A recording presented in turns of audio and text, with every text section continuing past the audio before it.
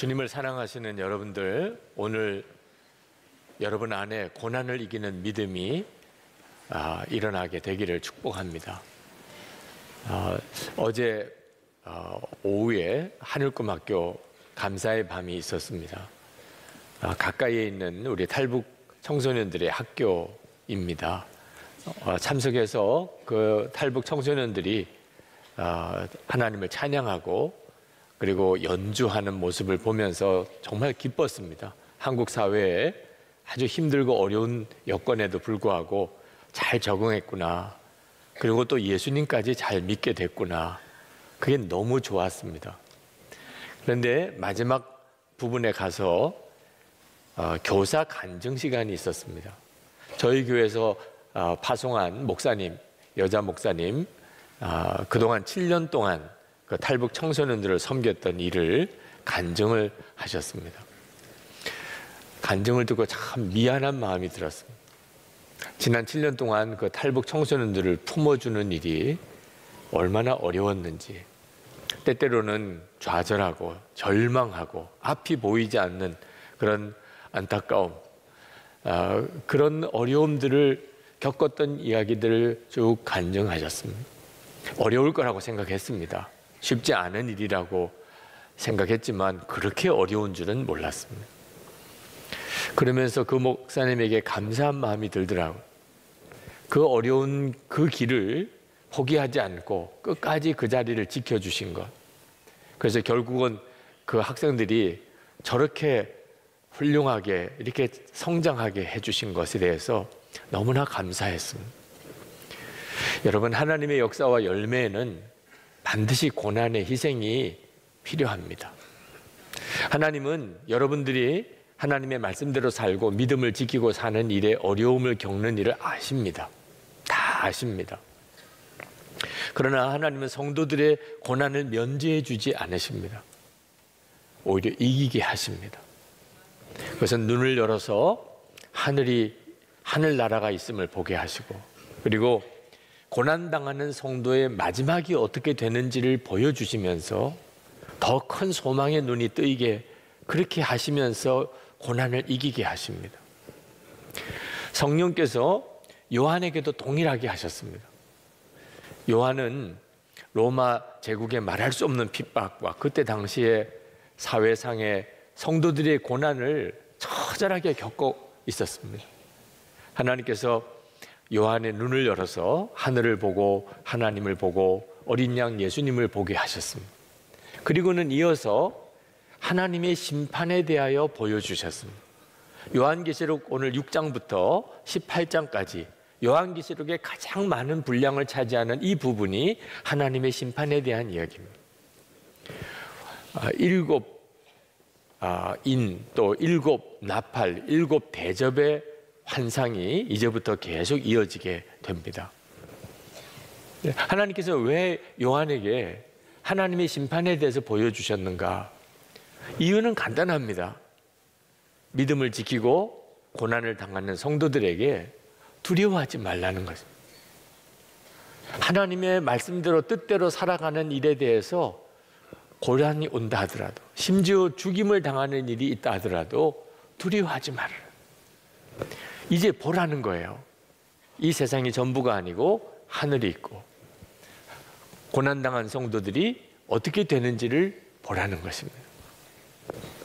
이 요한계시록 6장은 어린 양 예수 그리스도께서 하나님의 심판이 기록되어 있는 두루마리를 이제 7개 봉인으로 봉인되어진 두루마리를 하나하나 인을 떼는 그런 장면이 기록되어져 있습니다. 첫 번째부터 네 번째 봉인이 떼어질 때까지 1절부터 8절까지 나옵니다. 근데 이 네 봉인이 떼어질 때까지는 똑같은 패턴의 환상이 보입니다. 말을 탄 자가 나타납니다. 첫 번째 봉인이 떼어지고 흰 말을 탄 자가 나타납니다. 그는 정복욕에 사로잡혀 있는 사람을 상징하는 것입니다. 그래서 끊임없이 서로 싸우고 또 싸우고 정복하고 또 정복하는 그런 사람의 모습을 그대로 보여줍니다. 두 번째 인이 떼어질 때는 아주 빛과 같은 그런 말을 타고 사람이 나타나는데 그는 민족과 민족 사이에 전쟁을 일으키는 영입니다. 세 번째 봉인이 떼어질 때는 검은색 말을 탄 자가 나타나는데 그는 온 세상에 기근이 오게 만드는 영입니다. 네 번째 인이 떼어질 때 청황색 말을 탄 자가 나타나는데 그는 온 세상에 유행병 또는 짐승들, 들짐승들 또는 여러 가지 어려움들로 이 지구상에 사는 사람의 4분의 1이 죽게 만드는 그런 재앙을 일으키는 영입니다. 환상으로 보여주셨기 때문에 그 정확한 내용을 우리가 다 알기는 어렵지만 전쟁이나 기근이나 또는 전염병이나 이런 것들이 다 하나님의 심판에 속해져 있다는 사실을 이 부분이 우리에게 말씀해 주고 있습니다. 하나님의 심판이 있습니다. 그건 지금도 우리가 그 심판의 어떤 흔적들을 보게 됩니다. 그걸 말씀을 통해서 분명하게 우리에게 보여주고 있습니다. 그러나 여러분, 중요한 것은 하나님의 심판이 언제 어떻게 일어나게 될 것인가가 아닙니다. 진짜 중요한 건 그 문제가 아닙니다. 많은 사람들은 지금이 종말인가, 이게 종말인가, 종말일 때는 어떤 일이 벌어질까 하는 관심이 있습니다만 요한계시록이 말씀하는 가장 중요한 메시지는 그 심판을 도대체 누가 주관하고 있느냐 하는 것입니다. 여러분, 심판은 두려운 것입니다. 그러나 우리 믿는 성도들에게 있어서는 심판이 꼭 두려운 일은 아닙니다. 왜냐하면 그 심판의 주관자가 우리를 위해서 십자가에 죽으셨던 어린 양 예수 그리스도이시기 때문에 그렇습니다. 이 요한계시록 6장에서 우리가 읽어보면 알듯이 이 두루마리에 봉인된 것을 하나하나 떼시는 분이 어린 양 예수 그리스도십니다. 그리고 이 땅에 심판을 가져오는 그 영들에게 어떻게 어느 정도 이 땅을 심판하라고 하는 기준을 정해주신 분이 예수 그리스도이십니다. 우리의 주님 예수 그리스도, 그분이 심판의 주관자이시니까 우리가 심판을 무서워할 이유가 없는 거죠. 그러나 여러분, 심판을 무서워하지 않는다고 그래서 심판이 없는 사람처럼 살아서는 안 됩니다. 하나님의 심판이 반드시 있습니다. 천국과 지옥이 반드시 있습니다. 5번째 봉인이 떼어질 때 순교자들이 큰 소리로 탄원하는 기도를 올려드립니다. 그 순교자들의 탄원은 하나입니다. 하나님 언제까지입니까? 하나님 언제쯤에서야 우리의 흘린 피의 이 원한을 푸시겠습니까? 그때 하늘에서 또 대답이 들립니다. 11절에 보면 그들과 같이 죽임을 당하기로 되어 있는 사람의 수가 차기까지 아직도 더 쉬어야 한다는 것입니다. 이 말은 순교자의 수가 정해져 있기 때문에 그 수가 차기까지 하나님의 심판이 임하지 않는다, 그런 의미는 아닙니다. 하나님의 나라가 완전히 이루어지기까지는 성도들은 답답함과 또 안타까움, 그 가운데 살게 된다는 겁니다. 하나님의 나라가 온전히 이루어지기까지는. 그러므로 우리가 예수 믿을 때 우리는 고난을 당하는 것에 대한 각오를 해야 합니다. 성도에게는 반드시 고난이 따라오게 되어 있습니다. 물론 그 고난보다도 하나님의 역사는 훨씬 강합니다. 초기 기독교인들이 로마 제국에 말할 수 없는 핍박을 받았습니다. 그러나 톱에 켜서 죽기도 하고 십자가에 못 박혀 죽기도 하고 사자밥이 되어 죽기도 하고 재산을 다 뺏기고 가족들이 다 뿔뿔이 흩어지고 종으로 팔려가는 이런 일을 당했지만 200년 지나고 난 다음에 로마는 기독교 국가가 되었습니다. 성도들의 고난이 분명히 있지만 하나님의 역사는 훨씬 큽니다. 그러므로 우리가 이제 예수를 믿을 때 내가 어려움을 당할 것이다, 따돌림을 받을 것이다, 사람들이 나를 무시할 것이다, 나를 조롱할 것이다, 각오해야 합니다. 초기 기독교인들은 세례 받을 때 순교를 각오했습니다.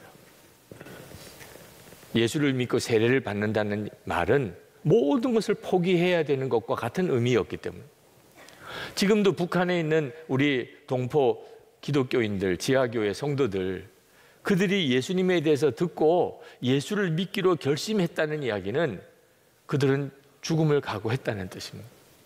그래야만 예수를 믿는 곳입니다. 우리도 마찬가지입니다.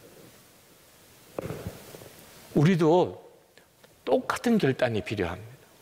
내가 예수를 믿었다, 그러면 고난을 받을 것이라 각오해야만 예수를 믿는 겁니다. 그동안에 한국 교회가 성도들에게 이 점에 대해서 분명하게 가르치지 않았습니다. 그래서 예수 믿고 그저 잘 되기만 다 바라고 있었습니다. 한국 교회가 이렇게 된 이유입니다. 성경이 가르치는 대로 제대로 성도들을 가르치지 못했기 때문에 그렇습니다. 여러분, 우리가 진짜 두려워해야 될 것은 고난이 아닙니다. 편안하게 살다가, 고난을 회피하고 살다가, 잘 되기만 바라다가, 그러다가 갑자기 하나님을 만나게 되는 거죠. 그게 정말 두려운 것입니다. 12절 말씀에 6번째 봉인이 떼어지는 순간이 기록되어져 있습니다. 엄청난 자연재해가 일어난다고 했습니다. 12절부터 14절까지 보면 해는 검은 머리털로 짠 청과 같이 검게 되고, 달은 온통 피와 같이 되고, 하늘의 별들은 무화과 나무가 거센 바람에 흔들려서 설익은 열매가 떨어지듯 떨어졌습니다. 하늘은 두루마리가 말리듯 사라지고 모든 산과 섬은 제자리에서 옮겨졌습니다. 요한이 이와 같은 일을 생전 본 적도 없습니다. 근데 그는 그 환상을 봅니다. 너무나 구체적이고 사실적으로 묘사되었기 때문에 충격이 될 정도입니다. 그런데 요한이 보았던 이 환상은 그대로 예수님께서 마가복음 13장 24절에서 26절까지 하신 말씀 그대로입니다. 이런 일이 이제 마지막에 벌어지게 될 겁니다. 모든 산과 모든 섬이 다 옮겨지는, 지진이 어느 정도의 지진이 일어나길래 그런 일이 벌어집니까? 그런 두렵고 무서운 일이 마지막 순간에 옵니다. 그러나 그것보다도 훨씬 더 두려운 것이 있습니다. 하나님이십니다. 하나님을 뵙는다는 것입니다. 여러분, 우리가 예수를 믿고 눈이 뜨인 것이 바로 그겁니다. 하나님이 계십니다. 우리가 이 세상에 살다가 죽으면 끝 아닙니다. 하나님을 뵙게 됩니다. 그런데 준비 없이 하나님을 만나는 것은 말할 수 없이 두려운 일입니다. 여기에 나오는 왕과 고관과 장군과 부자는 다 사람들이 꿈꾸는 것입니다. 그렇게 되고 싶어서 안달인 것입니다. 그러나 하나님을 뵙는 순간에는 그들의 지위나 권력이나 재산이 아무 소용이 없습니다. 얼마나 두려운지 그때는, 그 순간에는 회개도 못합니다. 벌써 때가 지났기 때문에. 죽고 싶어도 죽을 수가 없습니다. 하나님을 뵙는 게 얼마나 무서운지 차라리 죽는 게 훨씬 낫다고 생각이 되지만 죽고 싶어도 죽어지지가 않습니다. 그들이 그 마지막 순간에 뭐라고 하는지 오늘 여기 본문에 나와 있습니다.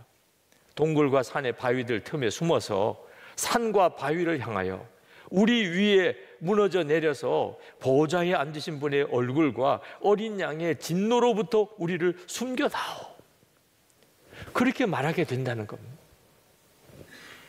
그러므로 여러분, 우리가 정말 하나님을 믿고 하나님의 말씀대로 살아가려고 하면 여러 가지 어려운 일들이 생기지만 그건 실제로는 두려운 게 아닙니다.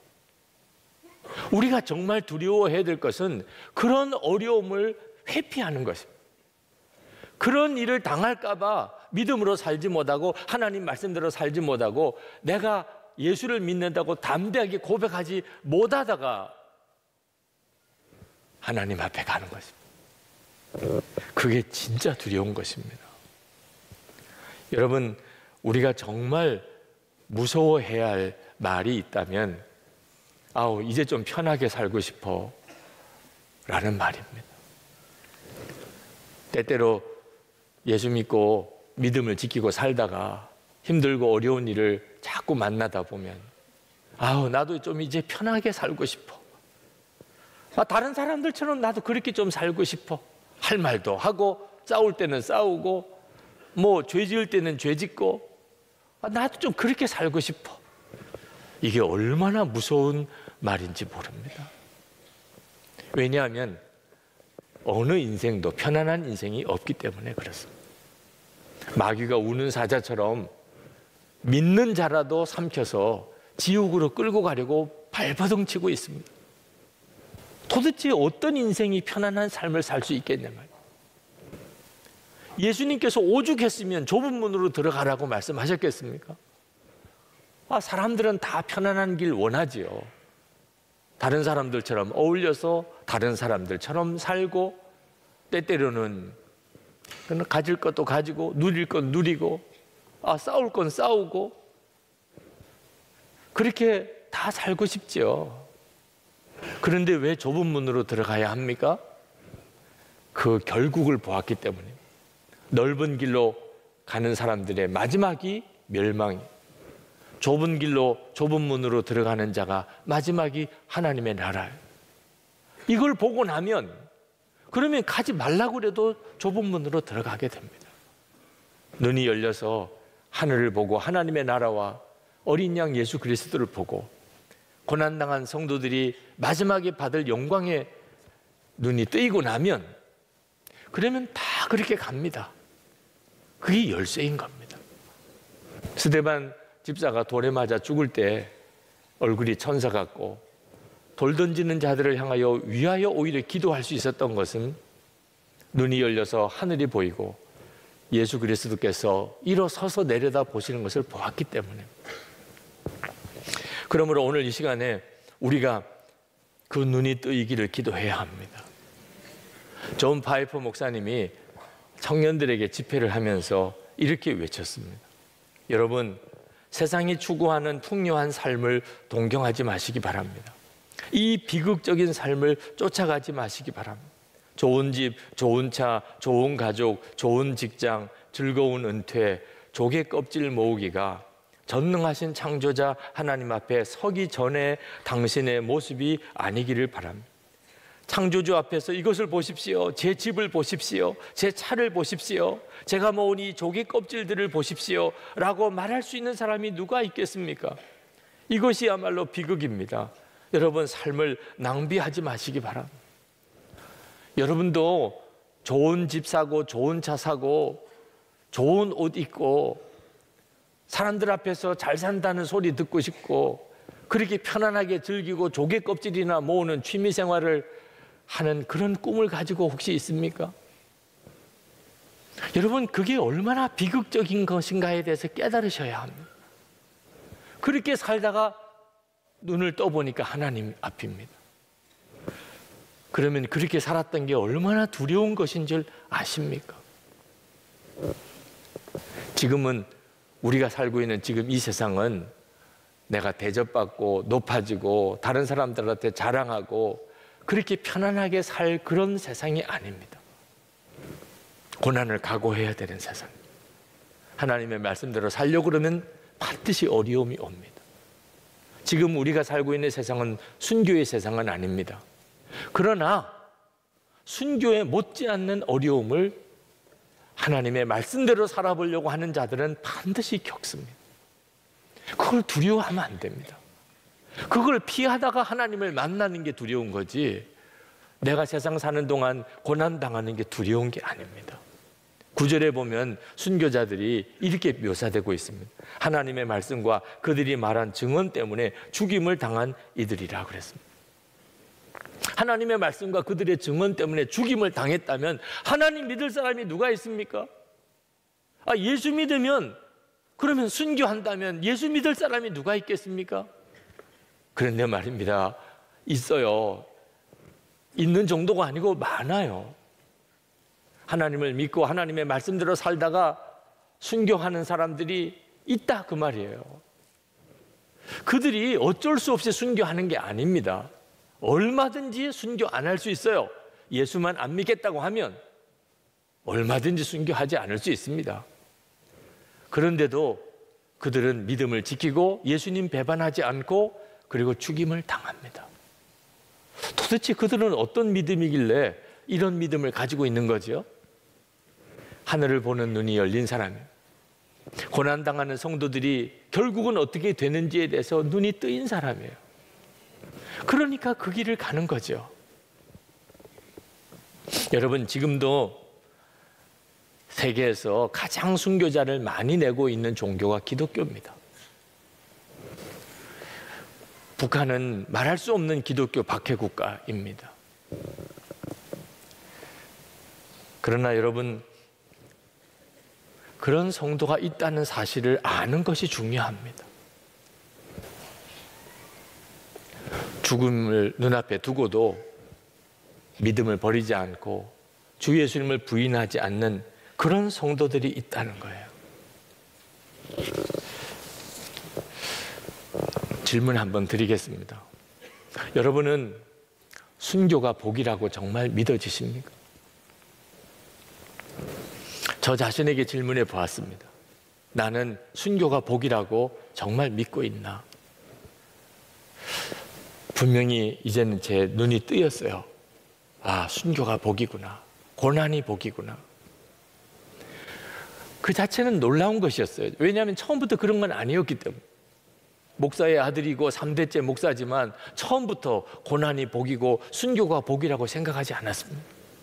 편안한 길, 옥토밭 사명길만 찾아다니던 자였어요. 근데 지금은 완전히 바뀌어버렸어요. 그러면서도 제 속에는 여전히 편안한 게 좋고 고난당하는 것은 너무 싫고 대접받는 거 너무 좋고 그런 제 마음이 여전하다는 것을 또 깨달았어요. 설교를 준비하다가 더 이상 설교 준비가 진척이 안 돼요. 내가 과연 이 설교할 자격이 있나? 성도들에게 예수 믿었으면 고난당할 준비를 하라. 고난의 길을 가시라. 이렇게 설교할 자격이 있나? 나는 진짜 그럴 수 있을까? 며칠 동안 정말 답답하게 기도했습니다. 하나님, 제가 이 설교해도 됩니까? 그저 오늘 제가 설교드릴 자격이 없습니다. 성경 읽고 같이 기도하고 마쳐야 하는 거 아니겠습니까? 네, 하나님이 어제 토요일 저에게 답을 주셨어요. 제가 아직도 순교가 정말 복이다.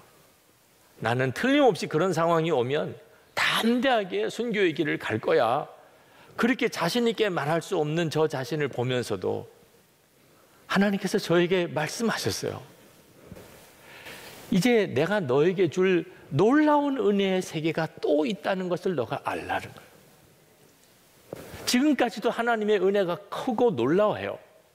그런데 이게 끝이 아니에요. 하나님이 저에게 예비하신 은혜의 세계는 너무나도 크고 놀라웠게 앞으로 더 있다는 거예요. 그게 어떤 세계지요? 죽음도 두렵지 않고 순교도 복이라고 정말 믿어지는 그 은혜의 세계. 하늘을 보는 눈이 온전히 더 열리고 주를 바라보는 눈이 더 분명하게 뜨여지는 그때를 향하여 제가 기도하고 제 믿음의 목표를 두고 나아가게 하시는 하나님의 뜻을 깨달았어요. 혹시 여러분들 중에도 나는 순교는 너무 무서워. 난 도무지 순교는 안 했으면 좋겠어. 그런 분들이 혹시 있으십니까? 그러면 생각을 조금 바꿔보세요. 지금 현재 여러분이 그렇다는 것은 그건 그대로 받아들이면 됩니다. 나는 아직도 고난을 기쁨으로 받아들일 수가 없어. 나는 순교의 길 도무지 갈 자신이 없어. 오케이. 지금 여러분의 수준이 그 수준인 것은 그냥 여러분들이 받아들이면 돼요. 근데 여러분, 살아계신 주님과 동행하게 되는 것입니다. 그때는 여러분들은 다 믿음의 용사들이 되어 있을 것입니다.